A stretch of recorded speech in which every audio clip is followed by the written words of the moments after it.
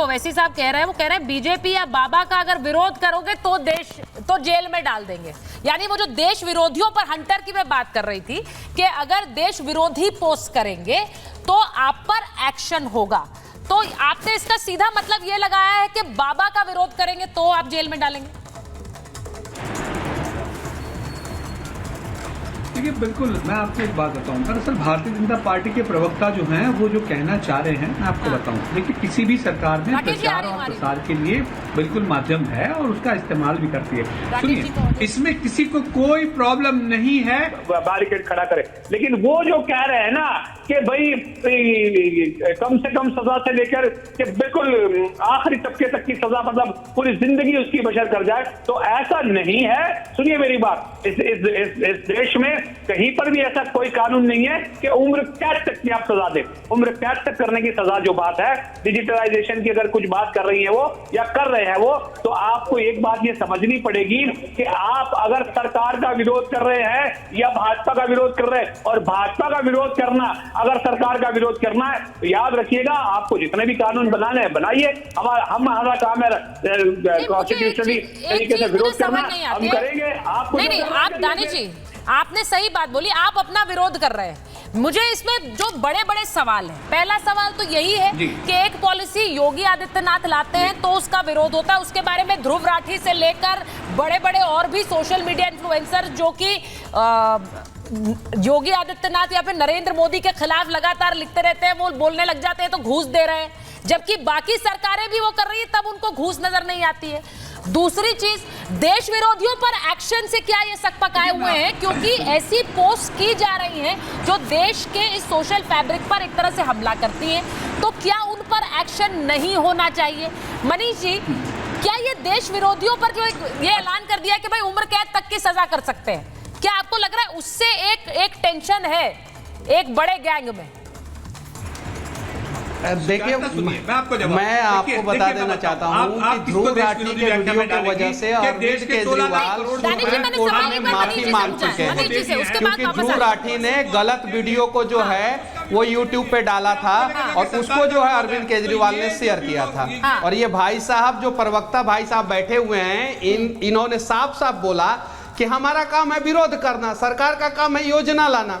तो ये विरोध करने के लिए ही बैठे हैं। इन्हें पता है कि ये लोग जो है पहले गरीबों का विरोध करते थे, आज जो है सोशल मीडिया इन्फ्लुएंसर जो गरीब हैं, जो अपने गांव से निकल के संघर्षों के दम पे सारी चीजों को ग्राउंड लेवल तक पहुंचा रहे हैं, आज ये उनका विरोध कर रहे हैं। 72% लोग जो है वो सोशल मीडिया के माध्यम से जो है न्यूज को जो है देखते हैं या सरकार की योजनाओं को देखते हैं।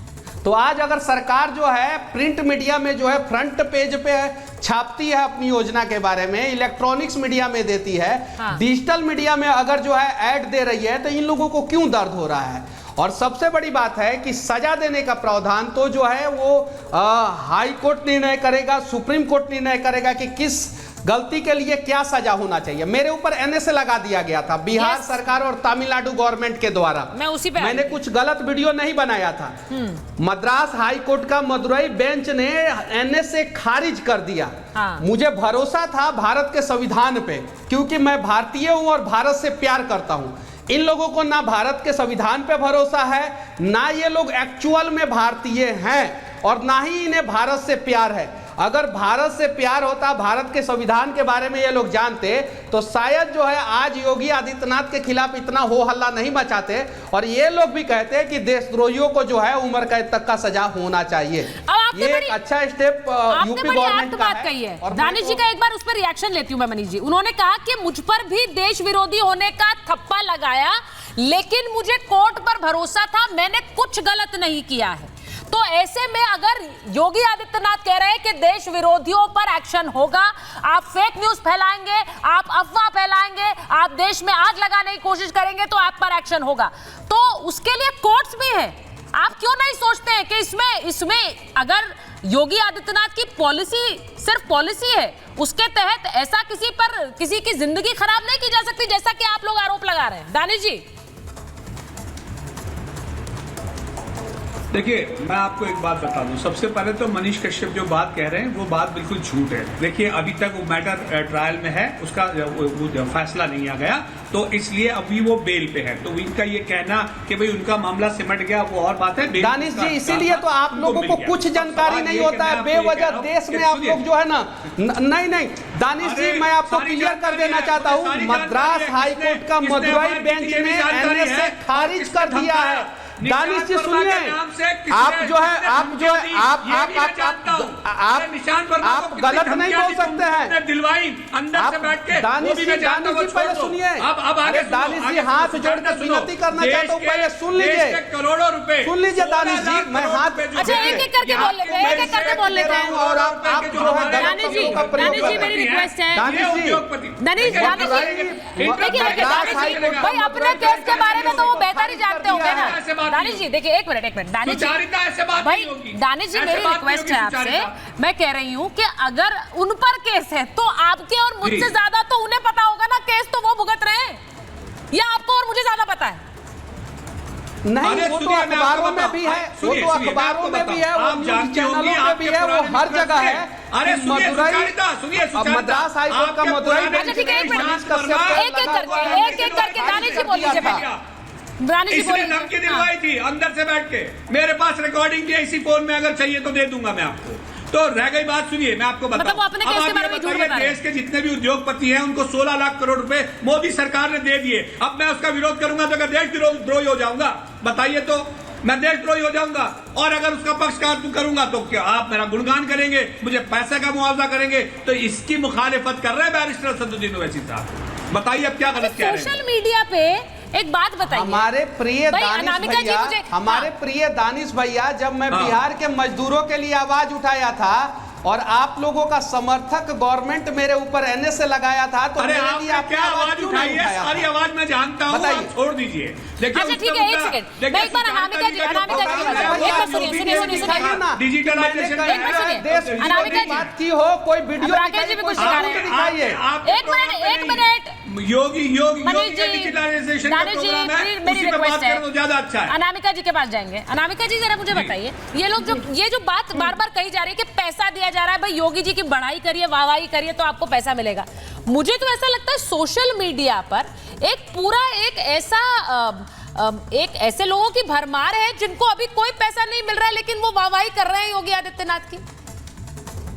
देखिए सुचेरिता जी, जिस समय यूपी में बाबा मेरा एक बहुप्रसिद्ध गीत आया था, लोगों तक पहुंचा था, जिसके कारण कई बार आपके टीवी चैनल पर आपके इस चैनल पर डिबेट भी हुई। यूपी में बाबा जब गीत आया था, वो बहुत बड़ा आरोप का खंडन था, जिस गीत को मैं लेकर के आई थी। और मैं इस बात को सार्वजनिक रूप से अच्छे से यहाँ पर बताना चाहती हूँ कि उस गीत के लिए किसी को ये पता भी नहीं था, ना तो मेरे से कहा गया था कि वो गीत लिखना है, ना ही उसमें एक सिंगल रुपए तो छोड़िए, रुपए तो फिर भी है कि जिस बात की बात चल रही है कि लोग कह रहे हैं कि पैसा लेते हैं, कोई पैसा उसके लिए नहीं गया।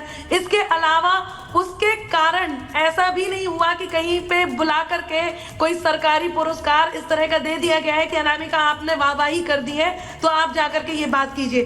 सीधी बात है कि मुझे अपने प्रदेश में, अपने उस कोने में जो बुंदेलखंड का एक एरिया है जिसको पिछली सरकारों ने देखा तक नहीं, जो बुंदेलखंड का जो एरिया था, वो जो पूरा का पूरा गर्त में गया हुआ था, उसमें जो तरक्की मैंने देखी और जब आक्षेप लगे, जो विरोध हुआ, जो पूछा गया कि क्या है काबा, उसका मैंने उत्तर दिया था। ये इसलिए उत्तर दिया था कि वहां के लोगों की बात मैं लोगों तक पहुंचा सकूं, और हुआ भी।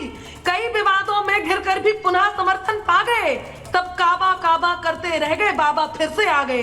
तो ये जनता का ही एक वोट था, जनता का ही मन था कि बाबा फिर से आए, तो ये बात तो खारिज है। अब दूसरी बात जो बार बार ये कही जा रही है कि जब हम देश का विरोध, हम जब देश की बात करते हैं और बीजेपी का विरोध करते हैं तो लोग कहते हैं कि देश का विरोध कर दिया, हम सिर्फ बीजेपी की विरोध करते हैं। आप मुझसे पूछिए, आप कहते हैं कि हम इन्फ्लुएंसर्स को, हम यूट्यूब पे बात करने वालों को, हमें सरकार की योजनाओं को लोगों तक पहुंचाने के लिए पैसे मिले हैं? जी नहीं, हमें उनको योजनाओं को लोगों तक पहुंचाने के लिए, आपने मन की बात रखने के लिए केवल और केवल तमगे मिले हैं, और वो भी ये कहा गया है कि आप सरकारी कवित्री हैं, आप चमचागिरी करते हैं, आप चाटुकार हैं। ये बातें मिली हैं, वो बातें नहीं मिली है। लेकिन उसके बाद भी हमारा मन है कि लोगों तक योजनाओं का लाभ पहुंचे, हमारा मन है कि लोगों तक वो बातें पहुंचे जो सही है, हमारा मन है कि हम लोगों तक सच्चाई पहुंचाएं, वो सच्चाई जो इस समय उत्तर प्रदेश सरकार में एक और सवाल है, मैं एक बार जरा लोगों से सुनिए अनामिका जी, मैं एक बार जरा लोगों इस मन के लिए कहीं उत्तर प्रदेश सरकार इस सृजनशीलता के लिए, इस मन के लिए, सच्चाई के लिए, देश हित में, समाज हित में किए जाने वाले काम के लिए आज एक ये प्रयास कर रही है। आज एक उन घरों तक यदि आर्थिक लाभ पहुंचाए जा रहे हैं, मैंने बताया दोनों लाभ है। नहीं, अब मेरा एक और सवाल है, मैं वो सवाल इसलिए पूछना चाह रही हूँ अनामिका जी, जब लोग ये